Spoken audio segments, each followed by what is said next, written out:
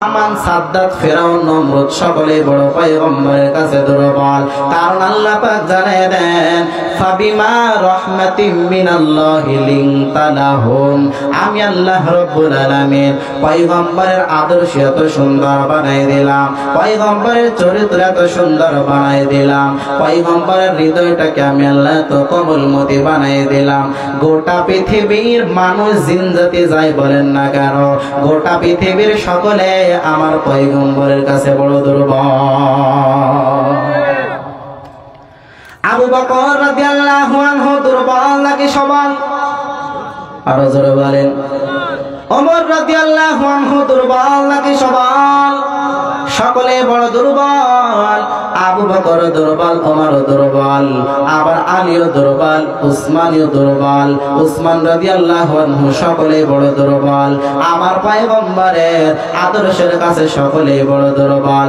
যার কারণে তাকায় দেখো, আপনারা সকলেই তো বান্দা ঘটনা আপনারা সকলেই জানেন। ওমর রাদিয়াল্লাহু আনহু পয়গম্বরের কল্লা কাটার জন্য রওনা করেছিলেন, কিন্তু পয়গম্বরের আদর্শের কাছে এত পরিমাণ দুর্বল হইয়া গেল, পয়গম্বর ওমর রাদিয়াল্লাহু আনহুকে ঠেকানোর জন্য কোন বাহিনীর ব্যবস্থা করে নাই। ওমর রাদিয়াল্লাহু আনহুকে জোর জবরদস্তি করে ইসলাম গ্রহণ করানো হয় নাই, কিন্তু ওমর রাদিয়াল্লাহু আনহু তিনি আমার পয়গম্বরের কাছে বড় দুর্বল হয়ে গেলেন। যার কারণে ওমর রাদিয়াল্লাহু আনহু আমার নবীজির কল্লা কাটতে গিয়ে ইসলাম ধর্ম গ্রহণ করেছে। ঠিক কিনা বলো? তাহলে পয়গম্বরের আদর্শ কেমন সুন্দর, পয়গম্বরের চরিত্র এমন সুন্দর, পয়গম্বরের আলাপ ব্যবহার এত সুন্দর। পয়গম্বর আরবি সাল্লাল্লাহু আলাইহি ওয়াসাল্লাম তাকে যখন কোন বেঈমান গালি দিতেন, পয়গম্বর উল্টা তাকে কাউকে গালি দেন নাই। পয়গম্বর জীবনে মিথ্যা কথা বলে নাই, পয়গম্বর জীবনে কখনো গুনার কাজ করে নাই, পয়গম্বর জীবনে কারোর মনে কষ্ট দেয় নাই, পয়গম্বর জীবনে বান্দা কারোর সাথে অন্যায় আচরণ করে নাই, কারোর উপরে জুলুম করে নাই, কারোর উপরে অন্যায় আচরণ করে নাই। কিন্তু আমরা ওই পয়গম্বরের উম্মত হইয়া এইগুলো করি কি করি না? এগুলো বান্দা আমাদের থেকে দূর করা লাগবে। দূর যখন আমরা করতে পারবো, তখনই আমরা পরিপূর্ণ সফল হতে পারবো। পয়গম্বরের আদর্শ কেমন সুন্দর। এক ইহুদি বেঈমান আমার পয়গম্বরকে কি পরিমাণে গালাগালি করে, মুখে যত খারাপ ভাষা আসে সমস্ত খারাপ ভাষাকে লইয়া পয়গম্বরকে গালি দেয়। পয়গম্বরের পাশে আবু বকর রাদিয়াল্লাহু আনহু দাঁড়ানো। পয়গম্বর আরবি সাল্লাল্লাহু আলাইহি ওয়াসাল্লাম ইহুদি বেঈমান গালি দেয়, আর পয়গম্বর গালির কোনো জবাব দেয় না। ওই বেঈমান আমার নবীজিকে গালি দেয়, আর আমার নবীজি মুস্কি হাসতে থাকে। নবীজি যত গালি দেয়, নবীজিকে যত গালি দেয়, নবীজি তারপরও মুস্কি হাসতে থাকে। এমন অবস্থার ভিতরে এবার আবু বকর রাদিয়াল্লাহু আনহু সে তো হট মিজাজি রাগান্বিত হয়ে গেল। তুই বেঈমান আমার পয়গম্বরকে গালি দিবি, এটা আমি আবু বকর মানতে পারি না। এরপরে আবু বকর রাদিয়াল্লাহু আনহু বেঈমানের গালির জবাব দিয়ে দিলেন। এরপরে পয়গম্বর আরবি সাল্লাল্লাহু আলাইহি ওয়াসাল্লাম একটু রাগান্বিত মেজাজ নিয়ে এই জায়গা থেকে অন্য জায়গায় চলে গেলেন। আবু বকর রাদিয়াল্লাহু আনহু পয়গম্বরের কাছে যাওয়ার পর পয়গম্বরকে ডাক দিয়ে বলে, পয়গম্বর ইহুদি বেঈমান আপনাকে গালি দিতেছিল, আপনি তো মুস্কি হাসতেছিলেন, কোন জবাব দিতেছিলেন না। আমি আবু বকর এটা বরদাস্ত করতে পারি না, এটা আমি বরদাস্ত করতে পারি না। যার কারণে আমি আবু বকর যখন জবাব দিয়ে দিলাম, আপনি পয়গম্বর কেন একটু রাগান্বিত, মনটা মলিন হয়ে গেল, আপনি সেখান থেকে কেন জায়গা অতিক্রম অন্য জায়গায় চলে গেলেন? পয়গম্বর জানায় দেন, ও আবু বকর তুমি কি জানো না ওই বেঈমান আমি মুহাম্মদকে গালি দিতেছিল, আমি পয়গম্বর যদিও গালির কোনো জবাব দিতেছিলাম না, কিন্তু আমার আল্লাহ পাক তার ফেরেশতাদেরকে দিয়া গালির জবাব দিতেছিল। কিন্তু আবু বকর তুমি যখন গালির জবাব দিয়ে দিলা, তখন আল্লাহ পাক তার ফেরেশতাদেরকে লইয়া চলে গেল। কিন্তু পয়গম্বরের আদর্শ দেখেন কেমন, পয়গম্বরকে মানুষ আক্রমণ করেছে, আঘাত করেছে, তারপরও পয়গম্বর কোনো আক্রমণের জবাব দেয় নাই। পয়গম্বর নবীকে কত বেঈমানরা গালি দিল, মুখে থুতু নিক্ষেপ করলো, পয়গম্বরকে কি পরিমাণে জুলুম করলো, নির্যাতিত করলো, তারপরও পয়গম্বর কখনো প্রতিশোধ নাই। বরং তাকায় দেখো, পয়গম্বর তাদের জন্য কখনো বদদুয়া করে নাই, তাদের জন্য পয়গম্বর হিদায়াতের দোয়া করেছে। তাহলে পয়গম্বরের আদর্শ কেমন সুন্দর, পয়গম্বরের চরিত্র কেমন সুন্দর, পয়গম্বরের কোমলমতি হৃদয়ের কাছে আমরা সকলে বড় দুর্বল। দুর্বল কি দুর্বল না বলেন? সকলে আমরা বড় দুর্বল। ওই পয়গম্বরের আদর্শ বান্দা আমাদের ভিতরে ঢোকানো লাগবে। ওই পয়গম্বরের জন্য আপনারা সকলেই পাগল পারা কিনা বলেন? হ্যাঁ, পয়গম্বরের জন্য শুধু আমরা পাগল পারা বিষয়টা এমন না। পয়গম্বরের জন্য গোটা পৃথিবীর ভিতরে মানুষ বলেন না কেন, জিনজাতি বলেন না কেন, পশু পাখি বলেন না কেন, গাছপালা তরুলতা বলেন না কেন, আকাশ বলেন না কেন, জমিন বলেন না কেন, সাগর নদী যায় বলেন না কেন, সকলে আমার পয়গম্বরের জন্য বড় পাগল পারা। যেই পয়গম্বরকে দেখার জন্য আমরাও বড় পাগল, ওই পয়গম্বর তাকে তো আমরা সরাসরি সচক্ষে জীবিত দেখতে পেলাম না, তারপরও ওই পয়গম্বরের মহব্বতের কত মানুষ প্রতি বছর বাইতুল্লাহ যায়, আবার ওই বাইতুল্লাহ থেকে নবীজির রওজার আধারে যাইয়া জিয়ারত করে আসে না। এজন্য আল্লাহর গোলাম, ওই নবীজির চরিত্র আমাদের ভিতরে ঢোকানো লাগবে, নবীজির সিফাত আমাদের ভিতরে ঢোকানো লাগবে। আল্লাহ পাক এবার পরবর্তী অংশের ভিতরে কি জানায় দেন, ফাবিমা রাহমাতিম মিনাল্লাহি লিনতা লাহুম ওয়ালাউ কুনতা ফাজ্জান গালিদাল কলবি লান ফাদ্দু মিন হাওলিক। পয়গম্বরকে জানায় দেন, হে পয়গম্বর, আমি আল্লাহ পাক যদি তোমার জবানটাকে এত সুন্দর না বানিয়ে দিতাম, আমি আল্লাহ পাক তোমার হৃদয়টাকে যদি কোমলমতি না বানিয়ে দিতাম, তোমার মিজাজটাকে আমি আল্লাহ যদি পরিপূর্ণ নরম না বানিয়ে দিতাম, তাহলে যত বেঈমান তোমার কথা শুনে শুনে ইসলাম ধর্ম গ্রহণ করেছে, এই গোটা জমিনের ভিতরে যত বেঈমান নবীজির আদর্শ দেখে ইসলাম ধর্ম গ্রহণ করেছে, নবীজির আলাপ ব্যবহার যদি অনেক কর্কশ হতো, নবীজির আলাপ ব্যবহার যদি অনেক খারাপ হতো, তাহলে কোন বেঈমান নবীজির আলাপ ব্যবহার দেখে ইসলাম ধর্ম গ্রহণ করতো না। ওই পয়গম্বর দুনিয়ায় জীবিত থাকতে জানায় যান, পয়গম্বর আরবি সাল্লাল্লাহু আলাইহি ওয়াসাল্লাম হাদিসের ভিতরে জানায় দেন, قال رسول الله صلى الله عليه وآله وسلم إن من أشد أمتي لحب الناس يكونون بعدي يود أحدهم لو رآني بأهله وماله أو كما قال النبي عليه الصلاة والسلام। পয়গম্বর জানায় দেন, ইন্না মিন আসাদ্দি উম্মতি লিহুব্বান নাস, আমি পয়গম্বর দুনিয়া থেকে যখন বিদায় নিয়ে নেব, দুনিয়ার ভিতরে আমার এমন কিছু ইয়াতীম উম্মত থাকবে, লিহুব্বান নাস ইয়াকুনুনা বা'দি ইয়াওয়াদ্দু আহাদুহুম, যে উম্মতগুলো লাউ রাআনি বিআহলিহি ওয়া মালিহি, আমি পয়গম্বরকে দেখার জন্য এত পরিমাণে পাগল পারা হইয়া যাইবে, আমি নবীদের জন্য এমন পাগল, আমি নবীজির জন্য এত পরিমাণ পাগল পারা তারা হইয়া যাইবে, আমি নবীজিকে এক নজর দেখার জন্য তাদের যদি বিআহলিহি তাদের আহাল পরিবার ত্যাগ করা লাগে ওয়া মালিহি এবং তাদের মাল ধন সম্পদ সব যদি ব্যয় করা লাগে, তারপরও আমি পয়গম্বরকে এক নজর দেখার জন্য আমার অনেক উম্মতরা পাগল। পয়গম্বর যদি অনেক দূরে হাজার লক্ষ লক্ষ মাইল দূর অতিক্রম করে যদি কোন নদী সাঁতার কেটে কেটে যাইয়াও যদি আমার নবীজিকে এক নজর দেখা যাইত, তাহলে শুধু বাংলার জমিন না, আমি মনে করি আজকের এই মাহফিলের ময়দানে অনেক মানুষ আছে যারা ওই হাজার হাজার মাইল অতিক্রম করিয়া করিয়া আমার নবীজিকে এক নজর দেখার জন্য ছুটে চলে যাইত। ঠিক কিনা বলো? সুতরাং ওই নবীজির আদর্শ বান্দা আমাদের ভিতরে ঢোকানো লাগবে, নবীজির গুণ বান্দা আমাদের জন্য ঢোকানো, আমাদের ভিতরে ঢোকানো লাগবে। ওই নবীজির জন্য সাহাবায়ে কেরাম কি পরিমাণে পাগল পারছিল। আব্দুল্লাহ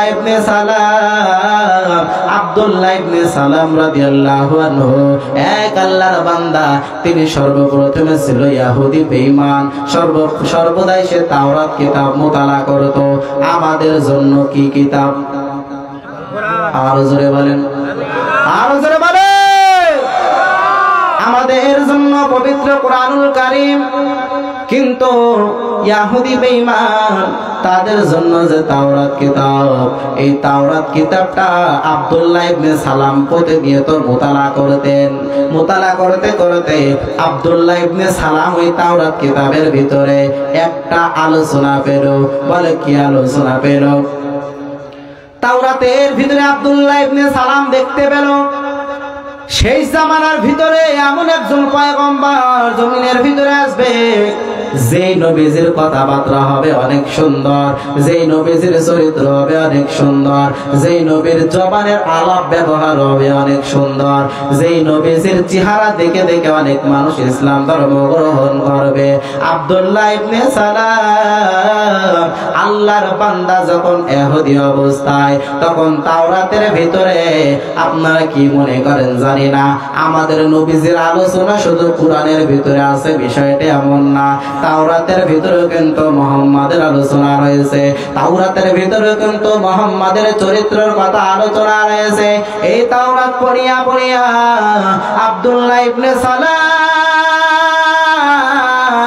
যখন তারা মূল্যবান সময়গুলো অতিবাহিত করে দেয়, আব্দুল্লাহ ইবনে সালাম যখন জানতে পারলো আখিরি জামানায় এমন আদর্শের একজন নবী জমিনের ভিতরে আসবে, এরপরে আব্দুল্লাহ ইবনে সালাম যখন জানতে পারলো মক্কার ভিতরে একজন নবী এসেছে, আখিরি জামানার পয়গম্বর, সর্বপ্রথম আব্দুল্লাহ ইবনে সালাম এটা পরীক্ষা করার জন্য এবার প্রস্তুতি গ্রহণ করলেন।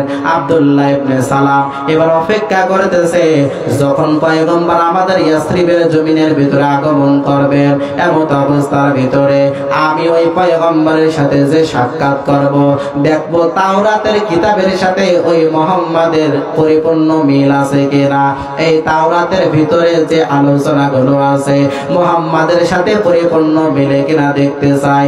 যদি মিলিয়া যায় তাহলে আমি ওই মুহাম্মাদের ধর্ম গ্রহণ করতে দেরি করব না। আব্দুল্লাহ ইবনে সালাম দীর্ঘদিন অপেক্ষা করার পর আব্দুল্লাহ ইবনে সালাম সে এবার পয়গম্বরের আগমনের খুশির সংবাদ যখন শুনতে পেল যে ওই মক্কা থেকে ইয়াসরিবের জমিনের ভিতরে ওই মুহাম্মদ সে নাকি আমাদের ইয়াসরিবের ভিতরে আসতেছে, এমন অবস্থার ভিতরে আব্দুল্লাহ ইবনে সালাম কি পরিমাণে পাগল পারা হইয়া নবীজির জন্য পাগল পারা হইয়া ছুটতে থাকলো। এবার পয়গম্বর যেই ইয়াসরিবের জমিনের ভিতরে এসেছে, সফররত অবস্থায় অনেক ক্লান্তিত অবস্থায় এক জায়গায় বিশ্রাম করতেছে, চতুর্পাশে মুসলমান এবং ইহুদিরা পরিপূর্ণ ঘিরে ধরেছে।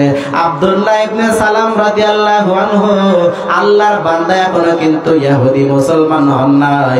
তো আব্দুল্লাহ ইবনে সালাম তিনি এবার ওই মানুষের ভিড়ের মাঝখান দিয়ে পয়গম্বরের সামনে যাওয়ার পর পয়গম্বরের সাথে হাসি মুখে একটু কথা বলার চেষ্টা করলেন, আবার একটু রাগ রাগ ভাব নিয়ে কথা বলার চেষ্টা করলেন। আমি একটু পরীক্ষা করতে চাই, তাওরাতের ভিতরে পেয়েছিলাম পয়গম্বরকে যদি কেউ গালি দেয় পয়গম্বর গালির কোনো জবাব দিবে না, দিবে না, দিবে না। পয়গম্বরকে যদি কেউ আঘাত করে তারপরও পয়গম্বর কারোর উপর আক্রমণ করবে না, পাল্টা আঘাত মুহাম্মদ তিনি করবে না। এবার আব্দুল্লাহ ইবনে সালাম যখন পয়গম্বরের সাথে কিছু সময় কথা বললেন, আলাপ আলোচনা করলেন, এমত অবস্থার ভিতরে পয়গম্বর তার সাথে এত সুন্দর মিষ্টি মিষ্টি মধুর আলাপ ব্যবহার করলেন। আব্দুল্লাহ ইবনে সালাম এবার পয়গম্বরকে ডাক দিয়ে বলে, ও পয়গম্বর, আমি তো আপনার কথা তাওরাতের ভিতরে পেয়েছি, তাওরাতের ভিতরে আমি যেই আলামতগুলো পেয়েছিলাম, আলামতগুলো আমি পরিপূর্ণ হুবহু পেয়ে গেছি। সুতরাং আপনি যে সত্যিকারের আল্লাহর নবী, এর ভিতরে কোনো সন্দেহ না। আব্দুল্লাহ ইবনে সালাম এবার পয়গম্বরের কাছে কালেমা পড়ে পরিপূর্ণ মুসলমান হইয়া যায়। পয়গম্বর আরবি সাল্লাল্লাহু আলাইহি ওয়াসাল্লাম তাকে এবার আব্দুল্লাহ ইবনে সালাম ডাক দিয়ে বলে, ও পয়গম্বর, আমাকে কিছু আমল দেন, আমল দেন। পয়গম্বর এবার আব্দুল্লাহ ইবনে সালামকে কিছু আমল দিল। এক নাম্বার আমল বলবো নাকি? এক নাম্বার আমল, পয়গম্বর আরবি সাল্লাল্লাহু আলাইহি ওয়াসাল্লাম তিনি আব্দুল্লাহ ইবনে সালামকে ডাক দিয়ে বলে, ও আব্দুল্লাহ ইবনে সালাম, তুমি আইয়ুহান নাস আফশুস সালাম, বেশি বেশি তুমি সালামের প্রসার ঘটাবা জমিনের ভিতরে। কাউকে দেখলেই সর্বপ্রথম আগে তুমি সালাম দিবা। কিন্তু এই সালামের প্রসার আমাদের সমাজ থেকে উঠে গেছে। যুবকরা বৃদ্ধ বাবাজিদের দেখলে আগে সালাম দিতে, কিন্তু এখন দেয় না।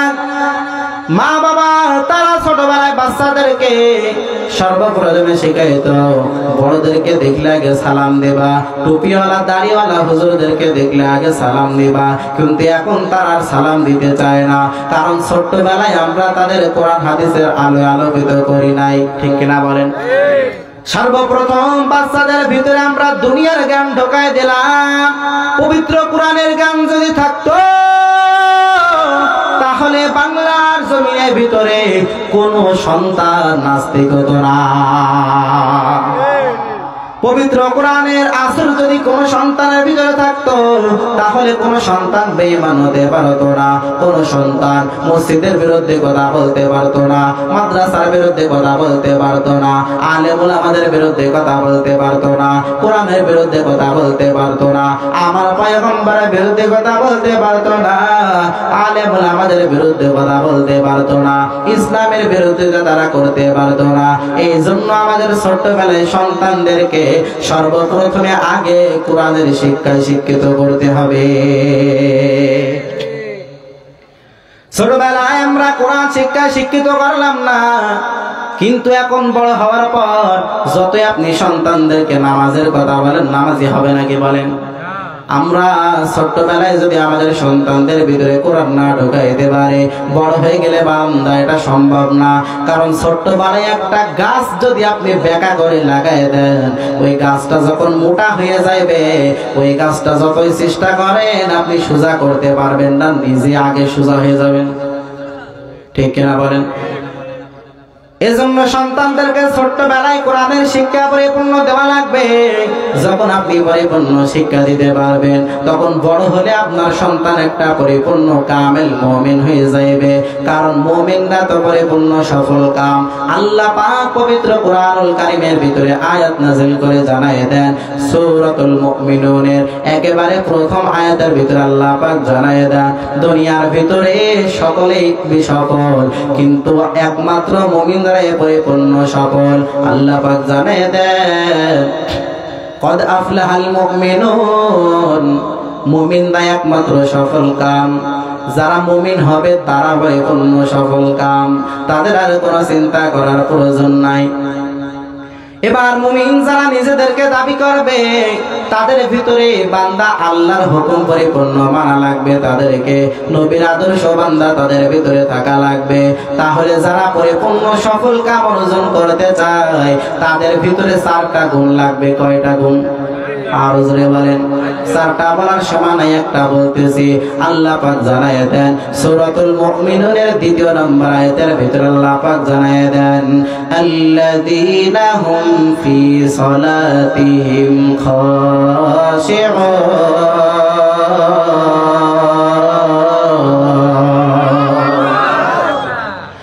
আল্লাহ পাক জানায় দেন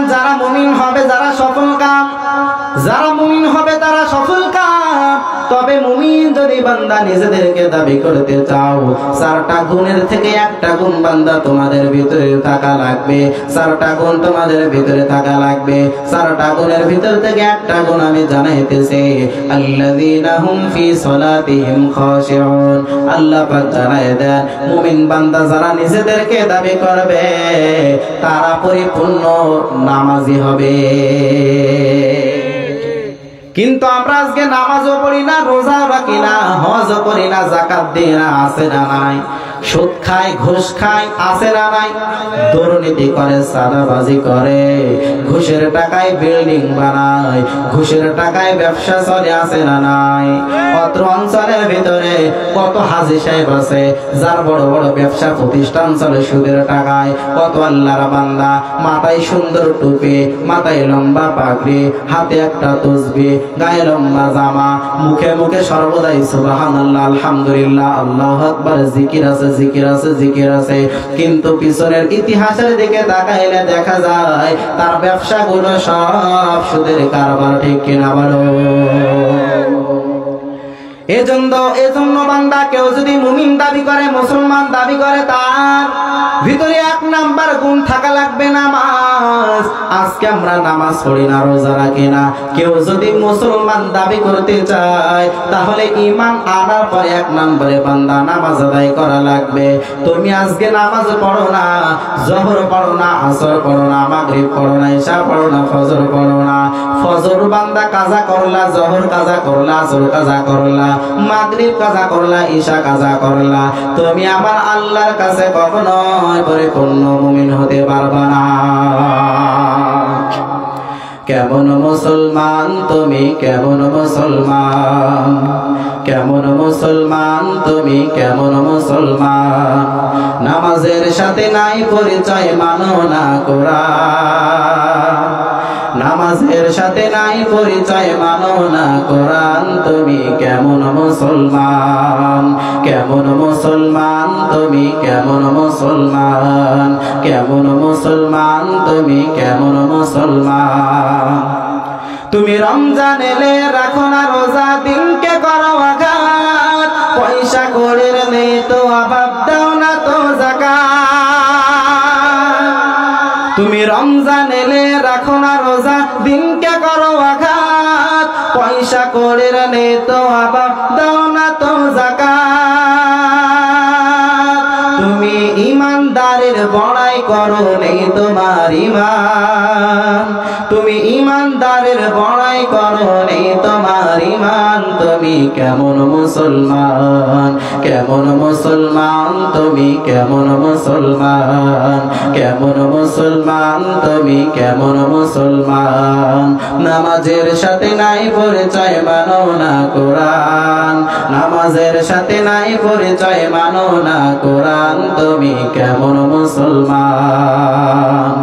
তুমি সুদের টাকায় প্রসাদ গড়ো, ঘুষ ছাড়ো না, দিন দুঃখে না খেয়ে মরে খবর রাখো না।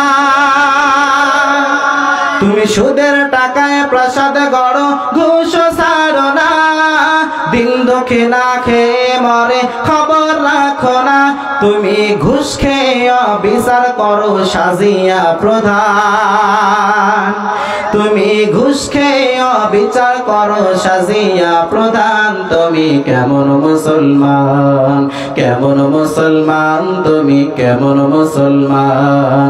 নামাজের সাথে নাই পরিচয়, মানো না কোরআন, নামাজের সাথে নাই পরিচয়, মানো না কোরআন, তুমি এমন মুসলমান। ঠিক কিনা বলে? নামাজ পড়তে হবে। যদি নিজেকে মুসলমান দাবি করতে চাই, নিজেকে যদি ইমানদার দাবি করতে চাই, নিজেকে যদি খাঁটি কামেলে মুমিন বানাইতে চাই, দাবি করতে চাই, তাহলে ঈমানের পরে 1 নম্বরে লাগবে কি বলেন? নামাজ। এটা আমার কোনো বানানা কথা নাকি? পবিত্র কোরআনুল কারীম, আমি তো দলিল দিয়ে কথা বলতেছি। সূরাতুল মুমিনুনের 2 নম্বর আয়াতের ভিতর আল্লাহ পাক বলতেছেন, আল্লাযীনা হুম ফি সালাতিহিম খাশিউন। কার কথা এটা? আমার কোনো বানানো কথা? আল্লাযীনা হুম ফি সালাতিহিম খাশিউন। মুমিন বান্দা যারা দাবি করবে যারা পরিপূর্ণ সফল কাম হতে চাইবে তাদের ভিতরে 1 নম্বরে বান্দা পরিপূর্ণ নামাজের গুণ তাদের ভিতরে থাকা লাগবে। শুধু নামাজের গুণ থাকলেই হবে না, নামাজটা বান্দা খুশুর সাথে হওয়া লাগবে। ফি সালাতিহিম খাশিউন। তাফসীর ইবনে কাসিরের ভিতরে আল্লামা ইবনে কাসির রাহমাতুল্লাহ আলাইহি জানায় দেন, খাশিউনের ব্যাখ্যা করতে গিয়ে অনেকগুলো কথা জানায় দিয়েছেন। তার ভিতরে কয়েকটা কথা খাশিউনের কথা বলতে বলেছেন। নামাজটা বান্দা পরিপূর্ণ খুশুর সাথে হওয়া লাগবে। আবার যেই বান্দা নামাজি হইবে ওই বান্দা পরিপূর্ণ শিরকি কাজ থেকে পরিপূর্ণ বিরত থাকা লাগবে। কি আওয়াজ এরকম হলো কেন ভাই? হ্যাঁ, আওয়াজ পরিবর্তন হয়ে গেল তো মনে হচ্ছে। পরিবর্তন হয়েছে না আওয়াজ? আওয়াজটা ঠিক করেন।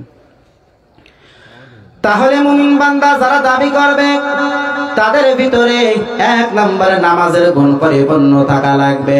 আজকে আমরা নামাজও পড়ি না, রমজান মাসে রোজা রাখি না, আমাদের উপরে যাকাত ফরজ হলো যাকাত দিই না, যাকাত ওয়াজিব হলো যাকাত দিই না, কিন্তু আমরা দাবি করি মুসলমান আছে না না? মুসলমান ইমানদার এটা বান্দা নিজে নিজে মুখে দাবি করলে হওয়া যায় না। মুসলমান হতে হবে আবু বকর রাদিয়াল্লাহু আনহুর মতো মুসলমান, মুসলমান হতে হবে সাহাবায়ে কেরামদের মতো মুসলমান, ইমানদার হতে হবে সাহাবায়ে কেরামদের মতো ইমানদার, যারা নিজেদের মায়া নিজেদের জানের মায়া করে নাই, যারা নিজেদের মাল সম্পদের মায়া মহব্বত করে নাই, যারা নিজেদের আত্মীয় স্বজন মা বাবা নিজেদের ছেলে মেয়ে তাদের মায়া মহব্বত বিন্দু পরিমাণ তারা করে নাই, নিজেদের জান বাজি রেখে তারা দিনের পথে লড়াই করেছে, যারা এই জমিনের ভিতরে পরিপূর্ণ কালেমার দাওয়াত দিয়েছে, বেঈমানদের সাথে তারা মোকাবেলা করেছে। পয়গম্বরের জন্য কেমন পাগল, পয়গম্বরের জন্য তারা জীবন দেওয়ার জন্য পাগল পারা হয়ে গিয়েছিল। কিন্তু আজকে আমরা মুখে মুখে শুধু দাবি করি মুসলমান, মুখে মুখে আমরা দাবি করি আমরা নবীজির উম্মত, কিন্তু ওই নবীজির জন্য যদি রক্ত ঝরানো লাগতো তাহলে অনেক মুসলমান নাম করা তাদের খুঁজে পাওয়া যাইতো না, ঠিক কিনা বলো? এই জন্য বান্দা ইমানদার 1 নম্বরে আল্লাহ পাকের উপরে পরিপূর্ণ ঈমান আনা লাগবে। 1 নম্বরে ঈমান আনো, 2 নম্বরে ঈমানের পরে বান্দা আমল করা লাগবে। আমলের বান্দা সর্বপ্রথম আল্লাহ পাক জানায় দেন আল্লাযীনা হুম ফি সালাতিহিম খাশিউন, পরিপূর্ণ নামাজি তোমরা হইয়া যাও, কারণ মুমিন বান্দা যারা হইবে কদ আফলাহাল মুমিনুন, মুমিন বান্দারাই পরিপূর্ণ সফল কাম। তবে সফল কাম হইতে গেলে 1 নম্বরে তোমাদের ভিতরে নামাজের গুণ থাকা লাগবে। সাহাবায়ে কেরাম তারা দামি নাকি কম দামি? আরো জোরে বলেন। সাহাবায়ে কেরাম তারা অনেক দামি, তারা তো বান্দা কেউ নামাজ বাদ দিয়ে দামি হতে পারে নাই, পেরেছে নাকি ভাই? আওয়াজ ঠিক করেন ভাই, আওয়াজ ঠিক করেন। না আগের মতো চলছে না তো ভাই, কথা টানছে এবার। সাহাবায়ে কেরাম তারা নামাজ বাদে কেউ ইমানদার হতে পারে নাই, সাহাবায়ে কেরাম তারা রোজা বাদে কেউ ইমানদার হতে পারে নাই। তারা যখনই রোজার হুকুম পেয়েছে তারা রোজা রাখতে শুরু করে দিলেন, নামাজের আদেশ পাওয়া মাত্রই নামাজ পড়া শুরু করলেন। কিন্তু আমরা নামাজ রোজা সব বাদ দিয়ে আমরা আজকে ইমানদার হতে চাই, ঠিক কিনা বলেন? সাহাবায়ে কেরাম কেউ সুদ ঘুষ খেয়েছে নাকি বলেন? কিন্তু আমরা সুদ ঘুষ খেয়ে কে আমরা ইমানদার হতে চাই? বান্দা চলবে না, চলবে না। কত আল্লাহর বান্দা 5 ওয়াক্ত নামাজ পড়ে, রোজা রাখে, ইবাদত বন্দেগী করে, আবার সুদখোর বান্দা সুদ খায়। সুদখোর যতই নামাজ পড়ুক না কেন আল্লাহর দরবারে কবুল হবে না, হবে না, হবে না। কারণ সুদখোরের মারাত্মক গুনার কথা বলবো নাকি? আরো জোরে বলেন। সুদখোর যারা আছে আপনারা উঠেছেন না বসেন? হ্যাঁ, পয়গম্বর আরবি সাল্লাল্লাহু আলাইহি ওয়াসাল্লাম জানায় দেন ক্বালান নবী সাল্লাল্লাহু আলাইহি ওয়াসাল্লাম আরবাউন মান কুন্না ফিহি আর-রিবা 70 জুজআন আইসারুহা আইয়ানকিহার রাজুলু উম্মা আও কামা ক্বালান নবী আলাইহি সালাতু ওয়াসসালাম। পয়গম্বর জানায় দেন যে আল্লাহর বান্দা বান্দিরা সুদ খাইবে, সুদের সর্বোচ্চ গুনাহ আছে 70টা। কয়টা বলেন? আর রিবা 70টা গুনাহ।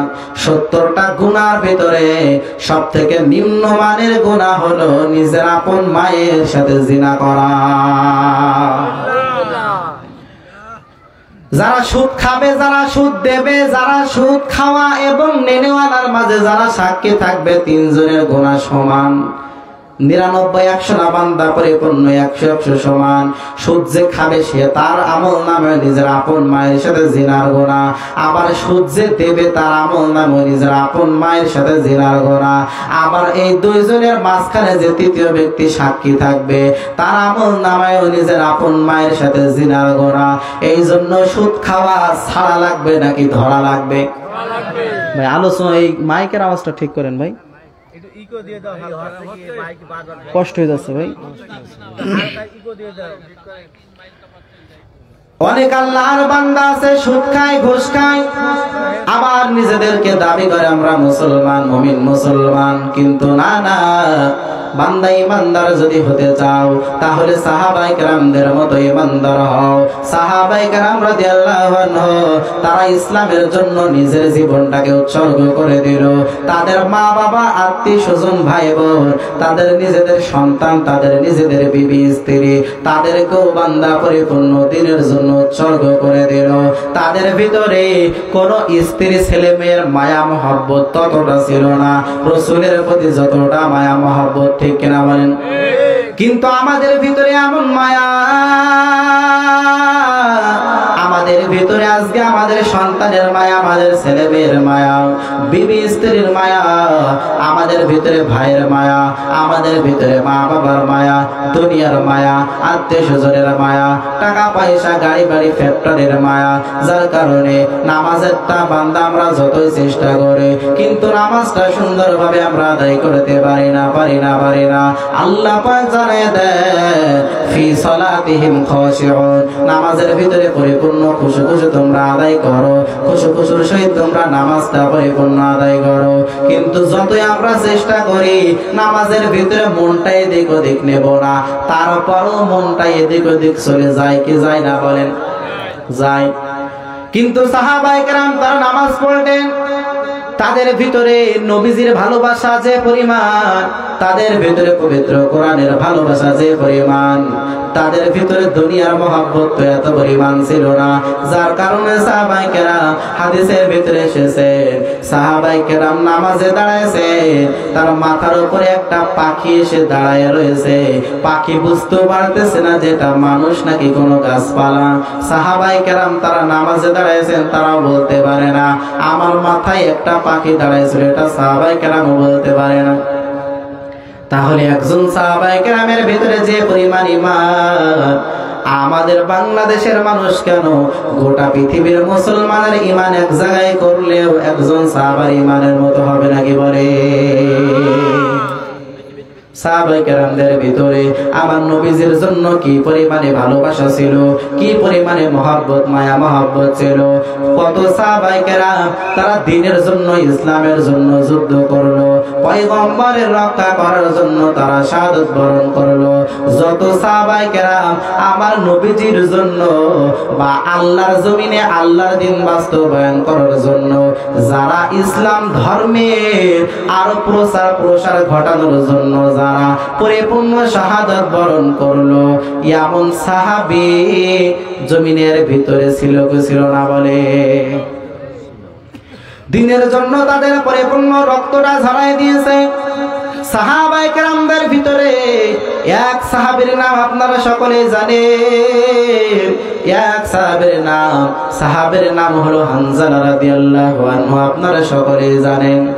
হানজালা রাদিয়াল্লাহু আনহু আমার পয়গম্বরের জন্য কি পরিমাণে পাগল পারা হয়ে গেল।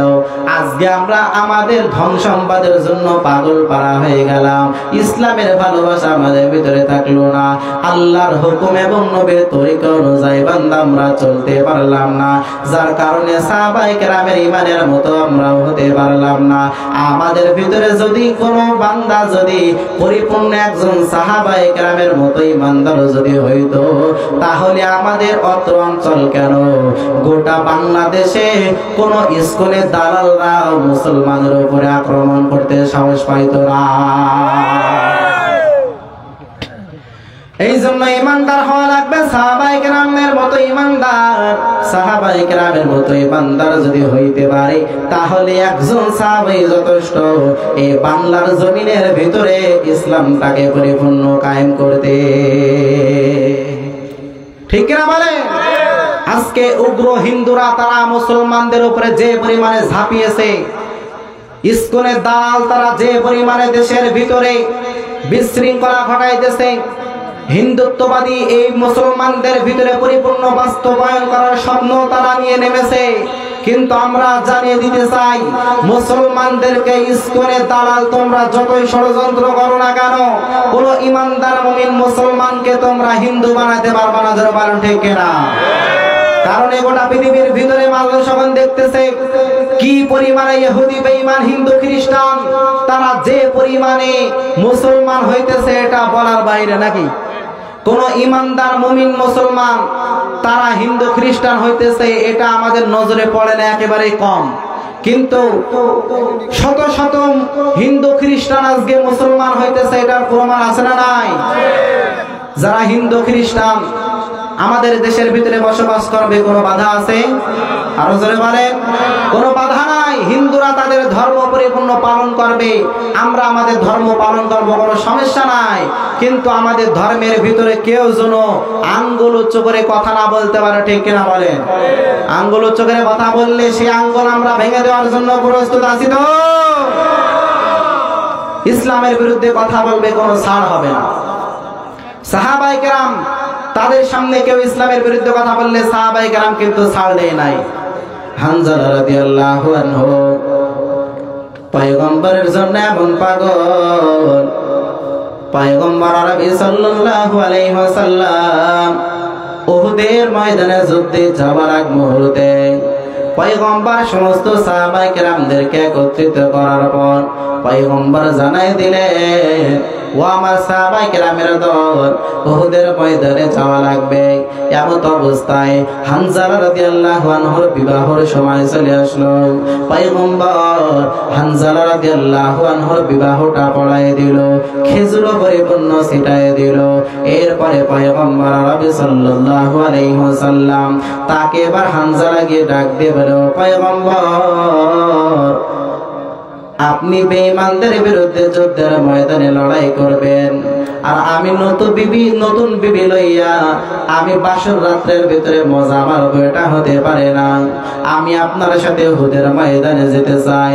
পয়গম্বর জানাই দিলেন, ও হানজালা, না না, আমি পয়গম্বরের আদেশ তোমাকে পরিপূর্ণ মানাই লাগবে। যাও যাও, নতুন বিবির সাথে সময় দাও। হানজালা রাদিয়াল্লাহু আনহু এবার বাসর ঘরের ভিতরে পরিপূর্ণ চলে গেল।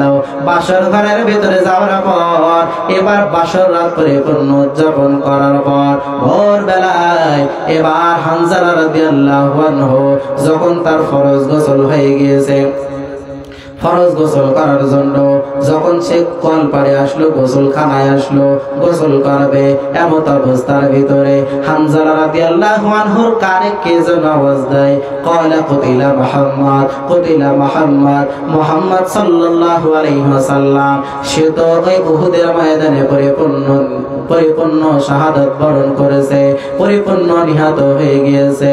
এই আওয়াজটা যখন হানজালা রাদিয়াল্লাহু আনহুর কানে যখন পৌঁছালেন, হানজালা রাদিয়াল্লাহু আনহু দৌড় মেরে এবার বিবির দরবারে চলে গেল। বিবির দরবারে যাওয়ার পর ডাক দিয়ে বলে, বিবি আমার দ্রুত তরবারিটা দাও, তরবারি লইয়া কি করবেন স্বামী আমার? বলে, আমি এখন উহুদের ময়দানে চলে যাইব। ও স্বামী আমার, আপনি তো বিবাহের পরে বাসর রাত্রে আপনার পরিপূর্ণ গোসল ফরজ হয়েছে, গোসলটা করিয়া তারপরে আপনি উহুদের ময়দানে যান, কোনো বাধা নাই, বাধা নাই, বাধা নাই। হানজালা রাদিয়াল্লাহু আনহু ডাক দিয়ে বলো, বিবি আমার, আমার নবীর জন্য তোমার ভিতরে কি কোনো ভালোবাসা নাই? তোমার ভিতরে কি কোনো মায়া মহব্বত নাই? ওই পয়গম্বরের ভালোবাসা কি তোমার ভিতরে বিন্দু পরিমাণ নাই? আমার কানের ভিতরে আওয়াজ এসেছে, বলতেছে কুতিলা মুহাম্মদ, কুতিলা মুহাম্মদ। আমি হানজালা আওয়াজটা সহ্য করতে পারি না। আমি হানজালা কার জন্য গোসল করব? আমি হানজালা কার জন্য ফরজ গোসল করব? যে নবী আমার জমিনে নাই, যে নবী জমিনের ভিতরে জীবিত নাই, আমি ওই নবীর যারা শত্রু দুশমন তাদের কতল করতে চাই।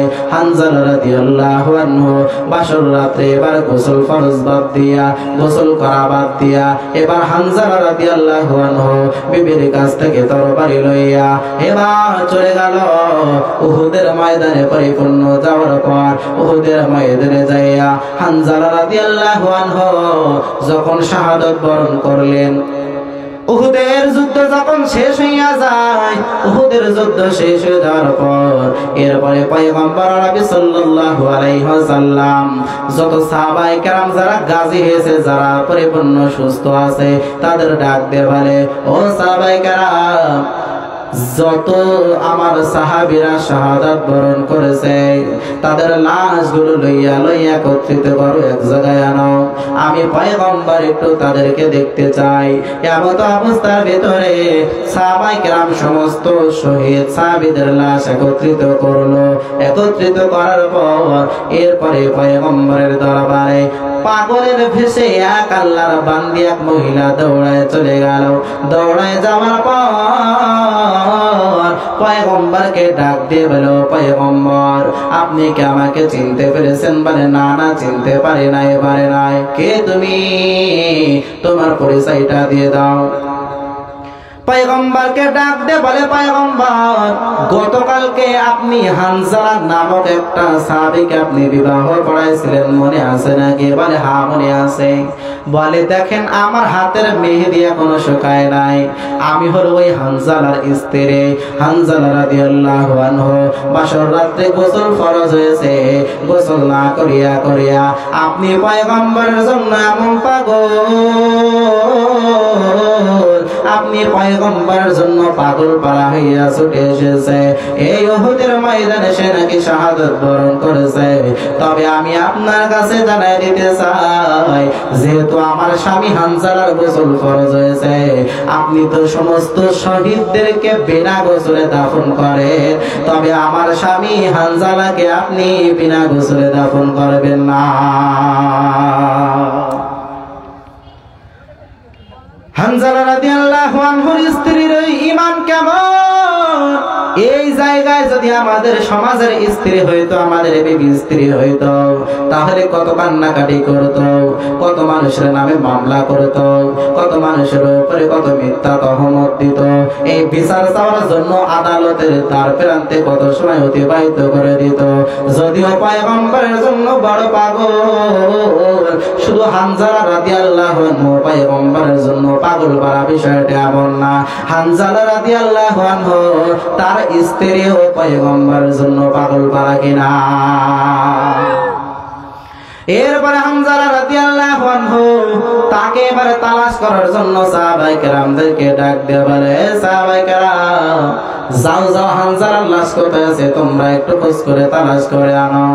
আমার এই হানজালার লাশটা ইহুদি বেঈমানরা কোথাও গুম করে ফেললো নাকি, তারা কোথাও নিয়ে যে তাকে অত্যাচার আক্রমণ, তাকে জোতার উপরে জুলুম করতেছে নাকি, একটু দেখো দেখো দেখো দেখো। সমস্ত সাহাবায়ে কেরাম এবার উহুদের যুদ্ধে তালাশ করতে শুরু করে দিল। হানজালার লাশ কোথায়, হানজালার লাশ কোথায়, পাওয়া যায় না, পাওয়া যায় না। কিছুক্ষণ পর দেখতে পেল হানজালা রাদিয়াল্লাহু আনহু তার লাশটা একটা সাদা কাফনের কাপড় দিয়ে পরিপূর্ণ পেঁচানো। কাফনের কাপড়ের ভিতর থেকে তার চুল দেখা যাইতেছে, চুল দিয়ে বেয়ে বেয়ে পানি পড়তেছে। মনে হইতেছে জানি এই মাত্র সে গোসল করে আসলো। পয়গম্বরের সামনে হানজালার লাশটা নাড়া পড়ে। পয়গম্বর আরবি সাল্লাল্লাহু আলাইহি ওয়াসাল্লাম দেখতেছে, তার মাথায় হাত দিয়ে দেখতেছে মাথার চুলটা পরিপূর্ণ ভিজা। এমত অবস্থার ভিতরে পয়গম্বর আরবি সাল্লাল্লাহু আলাইহি ওয়াসাল্লাম তার কাছে এবার আল্লাহ পাক জিবরাইলের মাধ্যমে পরিপূর্ণ ওহী পাঠিয়ে দিলেন। ও পয়গম্বর, আপনি নেওয়ার জন্য হানজালা কি পরিমাণে পাগল। হানজালার মৃত্যুটা আমি আল্লাহর কাছে এত পরিমাণ পছন্দ হয়েছে। হানজালা আপনার জন্য জীবন দিয়েছে, হানজালা আমি আল্লাহর জন্য জীবন দিয়েছে, হানজালা ইসলামের জন্য জীবন দিয়েছে। আমি আল্লাহর কাছে এই মৃত্যুটা এত পরিমাণে পছন্দনীয় হয়েছে, আমি আল্লাহ পাক তাকে দুনিয়ার কোনো পানি দিয়ে গোসল দিতে চাই না। আমি আল্লাহ পাক তাদের সম্পর্কে আল্লাহ পাক বললেন, যারা দুনিয়ার ভিতরে ইসলামের জন্য যারা জীবন দেবে, যারা আল্লাহর জন্য জীবন দেবে, তাদের মৃত্যুটা বান্দা সাধারণ কোনো মৃত্যু না, তারা মৃত্যু না, তারা হলো শহীদ। আর শহীদদের জন্য আল্লাহ পাক রেখেছেন জান্নাত। আমরা সকলে জান্নাতে যেতে চাই কিনা বলেন? সকলেই আমরা জান্নাতে যেতে চাই, সকলেই আমরা জান্নাতে যেতে চাই। আমাদের মাল ধন সম্পদ কিছুই আমাদের আপন না, আমাদের আপন একমাত্র আল্লাহ এবং আল্লাহ রাসূল, ঠিক কিনা বলেন? আমাদের ভিতরে আজকে দুনিয়ার মহব্বত চলে এসেছে, আমাদের ভিতরে আজকে ইসলামের মহব্বত না থাকার কারণে আমরা আজকে কত দূরে চলে গিয়েছি, ইসলাম থেকে দূরে সরে গিয়েছি, কোরআন থেকে দূরে সরে গিয়েছি, উলামায়ে কেরামদের থেকে দূরে সরে গিয়েছি। তাহলে আমাদের ঈমানটাকে সাহাবায়ে কেরামের ঈমানের মতো হওয়ার দরকার আছে না নাই? তাহলে আমরা যদি আমাদের নিজেদের জীবন যদি বিলাইতে চাই, আমাদের রক্ত যদি ঝরাইতে চাই, কোন নেতার জন্য নয়, কোন নেত্রীর জন্য নয়, কোন এমপির জন্য নয়, কোন মন্ত্রীর জন্য নয়, কোন চেয়ারম্যানের জন্য নয়, কোন মেম্বারের জন্য নয়, আমাদের রক্ত যদি ঝরাইতে হয়, আমাদের জীবনটা যদি বিলাইতে হয়, তাহলে আমরা একজনের জন্য জীবন বিলাবো। তিনি কে? জোরে বলেন। রক্ত যদি ঝরাইতে চাই তাহলে একজনের জন্য ঝরাবো, জোরে চিল্লায় বলেন তিনি কে?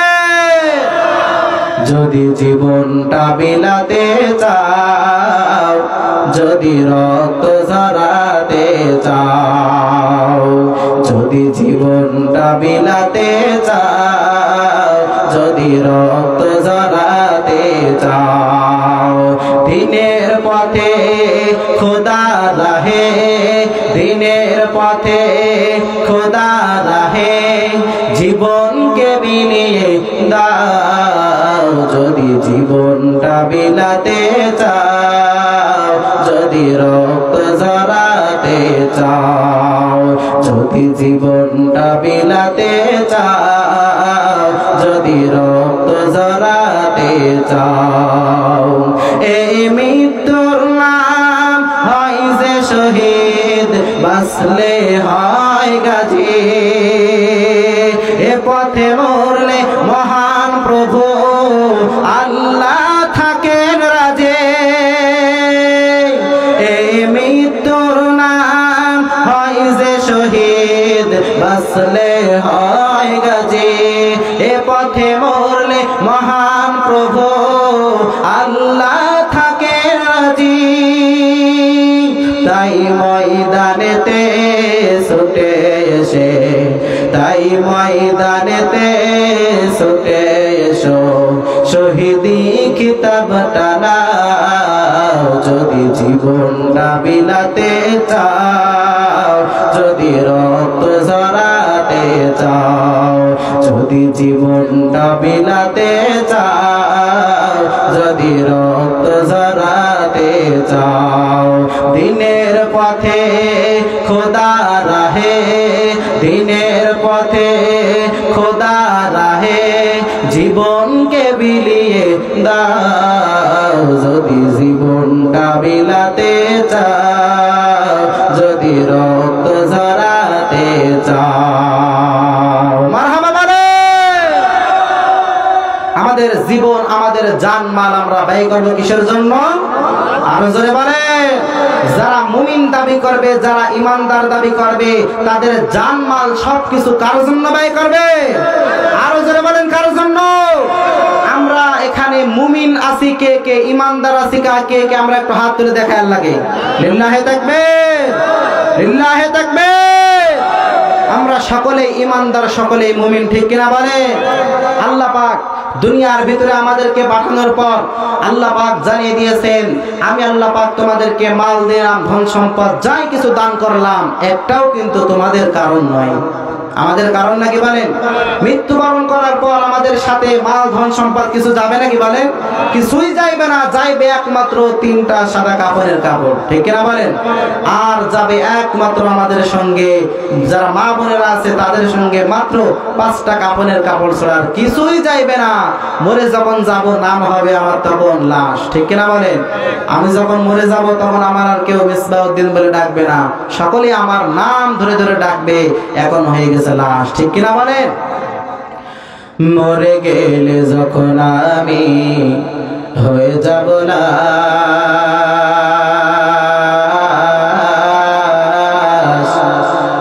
বন্ধু বান্ধব ছেড়ে দিবে তখন আমার পাশ।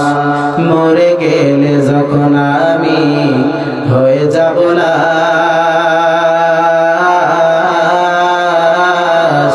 বন্ধু বান্ধব ছেড়ে দিবে তখন আমার পাশ। কেউ বলবে বাস কাটো অতি তাড়াতাড়ি,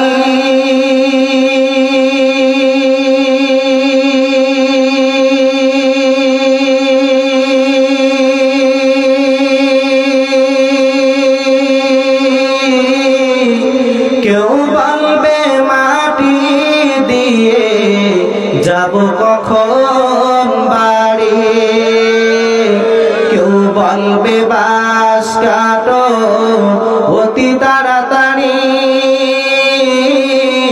কেউ বলবে মাটি দিয়ে যাব কখন বাড়ি। আজ আমি জীবিত বলে সবাই আমার আপন, মরণকালে সঙ্গী হবে শুধুই সাদা কাফন, মরণকালে সঙ্গী হবে শুধুই সাদা কাফন। মরে গেলে যখন আমি হয়ে যাব লাশ, বন্ধু বান্ধব ছেড়ে দিবে তখন আমার পাশ, বন্ধু বান্ধব ছেড়ে দিবে তখন আমার পাশ।